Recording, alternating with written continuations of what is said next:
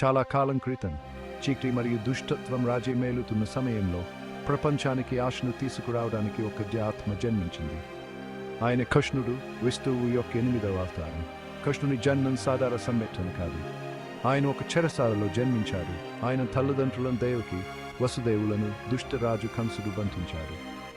తన సోదరి దేవకి యొక్క 8వ సంతానం చేతిలో తాను చంపబడతానే భవిష్యత్వాణి ద్వారా కంసుడు ప్రేరేపించబడి ఆమెను మరియు ఆమె భర్త వసుదేవుడిని జైలులో పెట్టాడు. ఈ దారుణమైన పరిస్థితుల మధ్య కర్ణుని రాక్ దివ్య సంకేతాలతో కూడి ఉంది. జైలు తలుపులు అద్భుతంగా తెరుచుకున్నాయి మరియు కాపలాదారులు ఘాట్ నిద్రలోకి జారుకున్నారు. యమున నది రెండుగా చీలిపోయింది. వసుదేవుడు నవజాత శిశువు కృష్ణుడిని సురక్షితంగా తీసుకెళ్లడానికి వీలు కల్పించింది. ఇది కృష్ణుని అసాధారణ జీవితానికి నాంది పలికింది. అద్భుతాలు, జ్ఞానం మరియు ప్రేమతో నిండిన ఇది పచ్చకి ప్రజలకు స్ఫూర్తినిస్తుంది. కష్టాలు ఎదుర్కొనే వారికి ఎంతో చిహ్నంగా వెగోదిపయంగా మారింది. తుఫాను రాత్రి ఆవరణలో వసుదేవుడు శిశువు కృష్ణుడిని ఉగ్ర యమునా నది దాటించారు. ఆయన గోకులం వైపు వెళ్తున్నారు. గోకులం ఒక గొల్లల గ్రామం. అక్కడ కృష్ణుడు కంసుని క్లచెస్ ఎల్ల నుండి సురక్షితంగా ఉంటారు. అక్కడ ఆయన స్నేహితుడు నందుడు మరియు అతని భార్య యశోద ఆయనను పెంచుకోవడానికి ఎదురు చూస్తున్నారు. వారు కృష్ణుడిని తమ సొంత బిడ్డగా పెంచుతారు. అతని దివ్య మూలం గురించి తెలియదు. తన సొంత కుమార్తెను దేవకి మరియు వసుదేవుల వద్ద దిలి వసుదేవుడు ఆ ఆడపిల్లతో జైలుకు తిరిగి వచ్చాడు. శిశువు ఎడుపు విన్న కంసుడు ఆ ముప్పును తొలగించడానికి పరుగెత్తారు. అయినప్పటికీ అతను శిశువును హాని చేయడానికి ప్రయత్నించకుడు. ఆమె అతని పట్టు నుండి జారిపోయి దుర్దేవిగా రూపాంతరం చెంది కృష్ణుని తప్పించుకోవడం మరియు చివరికి ప్రతీకారం తీర్చుకోవడం గురించి అతను హెచ్చరించింది. ఇంతలో కృష్ణుడు గోకులంలో పెరిగాడు. అతని పెంపుడు తల్లిదండ్రుల ప్రేమ మరియు ప్రకృతి యొక్క ఇడిలిక్ అందం చుట్టూ. ఈ సాధారణ బిత్వర్లో అసాధారణమైన విన్యాసాలు చేస్తారని, వారి జీవితాలను ఆనందం మరియు ఆశ్చర్యంతో నింపుతారని గోకుల ప్రజలకు తెలియదు. గోకులంలో కృష్ణుని బాల్యమానందం, నవ్వు మరియు కల్లోలంతో నిండిపోయింది. వెన్నంటే ఇష్టం వల్ల ఆయనను మాన్ చోర్ అని పిలిచేవారు.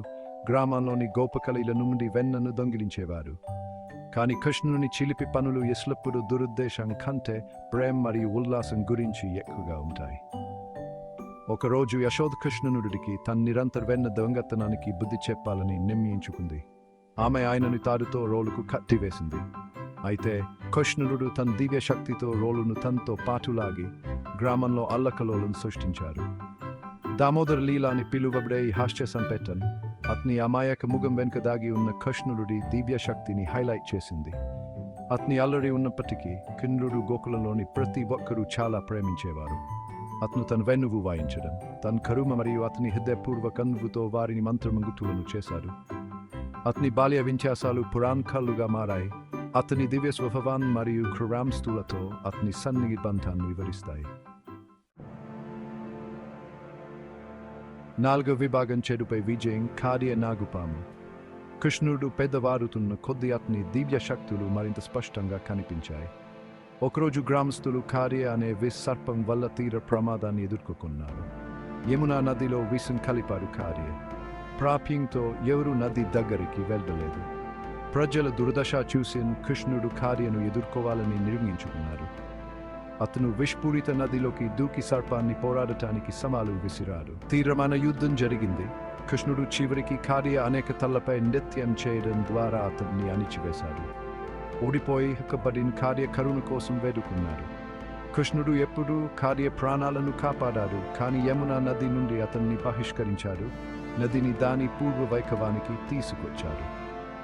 ఈ విజయం కృష్ణుడి ధైర్యాన్ని మరియు అమాయకులను హాని నుండి రక్షించడానికి అతని అన్వేవరింగ్ నిబద్ధతను ప్రదర్శించింది.